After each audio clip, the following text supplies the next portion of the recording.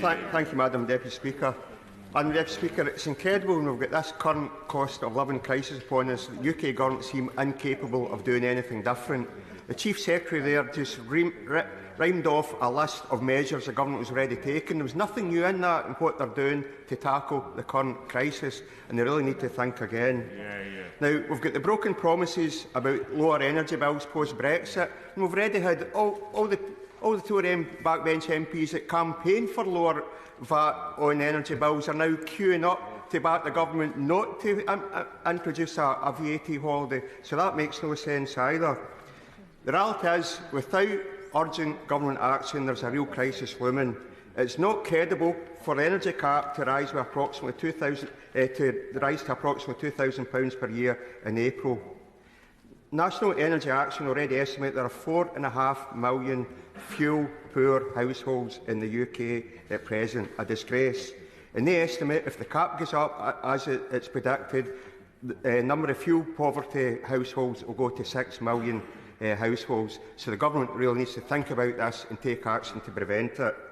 But it's also, Madam Deputy Speaker, it's also worth looking at how the cap operates at present. It does provide protection to the vulnerable, but not enough protection. I've got a constituent at the moment who is on the standard variable tariff and she's struggling to pay her bills, but because the cap is based on the average energy units, my constituent is already paying £200 more per annum than what the predicted cap is because she's got higher than average energy usage. So I'd urge the Government and Ofgem to look at how the cap works in reality.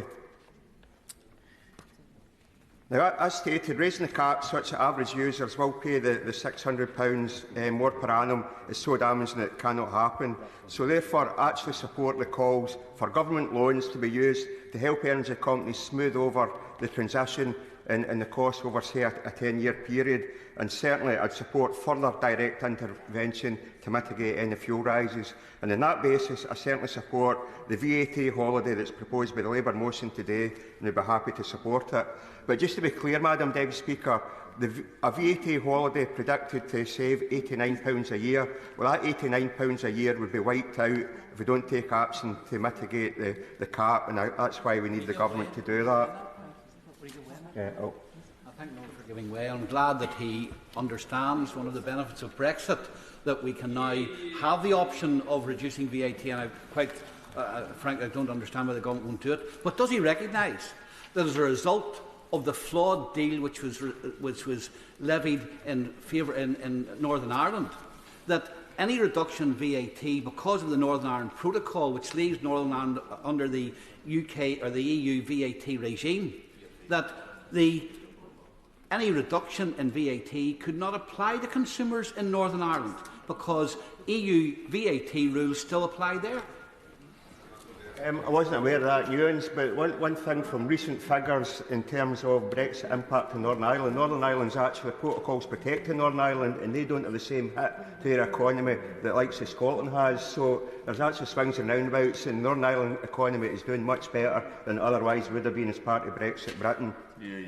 Now, Madam Speaker, I've said that I certainly support the VAT holiday, but some of the rest of the Labour package and rhetoric I'm not sure has been thought through completely in terms of what they're talking about, the £6.6 billion package. The real windfall tax that should be levied is levied in the Treasury. Now, as our energy bills have increased, so has the VAT returns to the Treasury. As fuel prices have increased, the Treasury has raked in more money in fuel duty and VAT. And as for the North Sea, in the November budget, it was already confirmed in the Red Book that this financial year the Treasury will receive an extra £1.1 billion in oil and gas revenues compared to the March 2021 prediction. The Treasury will receive an extra £2 billion this coming year from oil and gas revenues and £6 billion in total over the Parliament.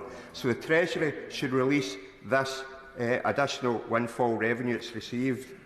But actually imposing a windfall tax directly on oil and gas companies, whilst an easy political soundbite, actually potentially has implications. So what discussions has Labour had with industry? What assessment has Labour made in the levels of investment that might be clawed back because of this? Investment that could be part of the decarbonisation agenda. There is a harsh reality, Madam Deputy Speaker, that every previous windfall tax in the oil and gas industry has led to a drop in future capital investment. Now, of course, we do have to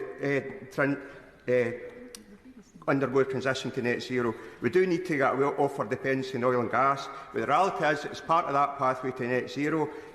Carbon capture and storage is part of that. And so what assessment has Labour made in the potential impact of these projects, particularly the Scottish carbon capture cluster, already sacrificed to reserve status by that Tory government? And I'll give way.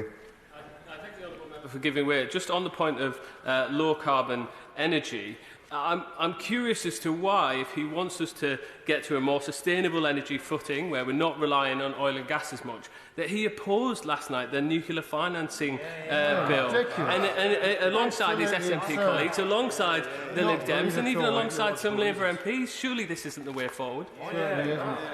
I think I've run around that point. I'll just come to the next part of my speech, which I'll address that, because it seems for me absolutely incredulous that just yesterday, as he pointed out, Labour whipped their MPs to vote for the nuclear finance bill. It's actually going to add billions of pounds to our electricity bills. Now, in the impact assessment for that bill, put forward by the Minister or Secretary of State, it shows an upper estimate of £63 billion for the capital costs and financing of a new nuclear station. That's to be paid for by bill payers. That's not low cost. A burden of something like £40 to £60 billion added to our energy bills, and Labour voted for it. How can they talk about lowering energy bills when they just voted to add £50 billion to us as bill payers? It's nonsensical, and they need to rethink their nuclear policy rapid. And on nuclear, the Chancellor also allocated £1.7 billion towards development of Sizewell C to final investment stage. A sum of money that could pay for the Corrie Glass pumped hydro storage scheme in Scotland, as well as the Cruachan Dam extension. These could be delivered quicker than Sizewell. They don't come with a £50 billion capital financing burden, and further investment in pumped hydro storage would actually save £700 million per year in operational costs compared to reliance in nuclear. So greater imagination, Madam Deputy Speaker, is required with regards to energy policy. And again, these policies from both major UK parties sum up Scotland's place in the Union. The Scottish CCS cluster relegated to reserve status. Scottish bill payers having to pay for a new nuclear power station. And we also are stuck paying the highest grid charges in Europe, disadvantaging Scottish renewable projects, also meaning higher bills for everybody across Great Britain. And meanwhile, the Scottish oil and gas industry is asked to pay to mitigate high fuel bills across the UK. What about demanding at least some of the additional oil and gas revenues is released to match fund the Scottish Government's £500 million Just Transition Fund for the North East of Scotland? Well, I thank the honourable gentleman for giving way. The Business Minister said, and I quote, "It was a mistake for the UK Government to withdraw support for the UK's gas storage site in 2017, which provided 70% of UK storage capacity, which helps protect consumers from price shocks, instead of having some of the lowest gas storage capacity in Europe, which is what we have now." Does he agree that the Minister should have acknowledged this and apologised when he was on his feet? I agree wholeheartedly, and it's interesting they're now revisiting the rough gas storage scheme. It's quite clear, yes, there is a global impact in the wholesale prices, and prices would have risen. But it's quite clear having storage and storage facilities would actually help provide a buffer for the UK in times of need. Now, Madam Deputy Speaker, if we look over the history of North Sea exploration, Scotland has paid £375 billion of oil and gas revenues to the Exchequer, and has been squandered by successive UK governments. For all these years, the SNP called for an oil and gas fund to be set up, one which could now have been utilised at this time of need. Norway didn't start its oil fund until 1990, and yet it's already the largest sovereign wealth fund in the world. It grew by £90 billion during 2020, one of the COVID years, and they've now got assets worth well over $1 trillion. This is a kind of long-term strategic planning that's been missing in the UK and would create the correct type of buffer when required. Right. Honourable gentleman for giving way. I may have missed it, but there might have been an element of clarity on the SNP's position on things. He said, I believe, that he's going to support, the SNP are going to support this reduction in VAT.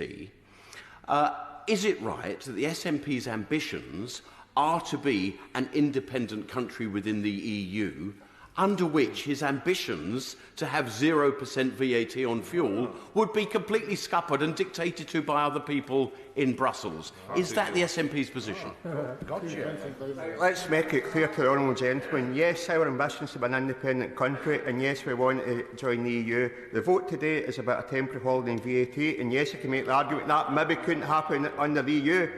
But energy policy we reserve to Scotland. We would have much fairer policies, be able to do more and make our own other decisions that wouldn't be relying on us having to back a 5% holiday at Westminster. We'd be able to do a lot more as an independent country, even within the EU. I'm very interested in his point about an independent Scotland being able to make its own decisions, but even within devolved responsibilities, the Scottish Government, the SNP Scottish Government, have announced this £500 million North East Just Transition Fund. But is the honourable member aware yet of any announcement from the Scottish Government of precisely what that money is going to be spent on? That'll all come out. There's been some initial announcements, but I presume then from that intervention he does not welcome the development of a £500 million fund that will serve his area, and he doesn't support any calls for the UK Government to add to that, so he doesn't welcome it. I take that as he doesn't welcome it. Would he give way on that? Right, I'll give way briefly. I welcome any funding in support of the energy transition. Much of it comes from the oil and gas companies themselves, which, in that respect, I welcome the honourable gentleman's and the SNP's stance on being against Labour's calls for a windfall tax in the oil and gas industry. I believe that's what he said, so I welcome that. But what the specific question I'm asking of the Scottish Government, and via the SNP members in this House, is what specifically that nice-sounding £500 million is precisely going to be spent on. So it's not that I don't welcome it. I was going to say, I'm not responsible for the administration of that £500 million fund, but he should just be grateful it's there. It's obviously it's over a 10-year investment period as well. So clearly it's for long-term planning. Right now, And I must say, I'm confused where the member stands on energy policy for Scotland now.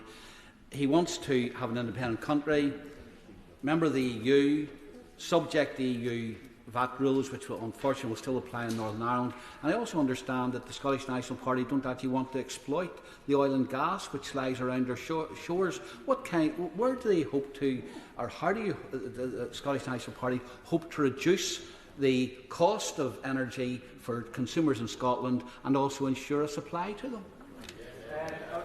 I would say the honourable member seems easily confused, but of course he's a climate change sceptic. If Scotland was in charge of its own energy policy, we would have more investment in renewables, we would have greater hydrogen development, we wouldn't be paying for nuclear power, which I've already said the nuclear power station is estimated to cost up to £63 billion onto our bills. So we would have a much better energy policy that we would implement as an independent country, and we wouldn't have the highest grid charges in the whole of Europe. I'm pretty grateful to Honourable Benford giving way, and I'm looking on at this debate with a degree of bemusement that we've got MPs from, I think, South Thanet engaging in a debate about Scottish independence. Does he welcome the fact that finally the government is engaging in this debate that is coming forward about Scottish independence, and perhaps the MP for South Thanet might actually come up and campaign in the referendum that's coming? I welcome that intervention. It is good that people recognise Scottish independence and a referendum is going to be happening, and we look forward to continued debate about the nuances of what happens when an independent Scotland has control of its own policies and choose to go back into the EU. Madam Deputy Speaker, if I return to what I was planning to say about warm home discount payments. Now, need to as I said earlier on, we need to understand that warm home discount is actually paid for by other bill payers. And I'm uncomfortable with the fact that the Chief Secretary did it earlier on when the Tories brag about the warm home discount as if it's a government-funded measure. The reality is, if it was a standalone tax measure, the warm home discount is actually regressive, because the people that can least afford to pay the same levy as those that can afford to pay more. So while the warm home discount does help people that require help, It's actually a regressive tax measure. And if Labour's proposals are implemented the way the scheme operates just now, that would actually add £200 per annum to those that are left paying for it. Now, I think it's inferred that Labour's proposals will be funded from the £3.5 billion of additional Treasury receipts, but this needs to be made clear, and Madam Deputy Speaker, we need to make sure the Tories aren't allowed to do a future fudge when they raise the Warm Home discount, but to do so will be making other bill payers pay for it, and that gives them a free pass to pretend they're doing something. Now, a similar consideration has been a call for policy levels to be moved from electricity bills. I've argued this for a while, because state levies on bills is also regressive, so we need to come to a fairer taxation measure to pay for our transition to net zero. Now, one other concern I've got about current Labour rhetoric about tax rises is as if all tax rises are bad. This plays to that Tory narrative and actually encourages them to take tax cuts ahead of the next election. So yes, the National Insurance rise is an unfair tax on workers, and it's correct to highlight this, but we need to debate fair taxation. Now, the Chancellor shied away from setting capital gains tax at the same rate as income tax. Now, had the Chancellor been wrong to do this, this would negate the need for a national insurance rise. Now, in Scotland, the Scottish Government has shown it can be done differently, with a lower starting rate of income tax and incremental increases across the bandings, so that those that can afford to pay a bit more do so. This is a model that Labour should be espousing. They should be demanding that the UK Government match our £20 per week child payment, as well as reinstating the £20 per week universal credit cut. Now, it was noticed that it was highlighted that tax burdens are the highest in peacetime since World War II. But if this were actually to create a fairer society as part of a genuine levelling up agenda, then this could be managed. But what do we have right now in the UK, Madam Deputy Speaker? The worst levels of poverty and inequality in North West Europe. The highest levels of in-work poverty this century. The UK's got one of the worst pensions in the world, made worse by the government scrapping the triple lock, so the Chancellor is balancing the books and the already hard-hit pensioners struggling to heat their homes. How is it credible to reduce pensioners' income by over £500 a year to what it otherwise would have been this year? The UK has got one of the lowest sick pay rates in the OECD. The current rate of £96 per week is wholly inadequate, especially when people still need support and self-isolating. To conclude, Madam Deputy Speaker, small independent countries continue to demonstrate they can create a fairer, more equitable society. It's time Scotland had these powers rather than having to continually tinker around the edges or have decisions imposed on us. And as the debate started today, I look forward to continued debate in that forum.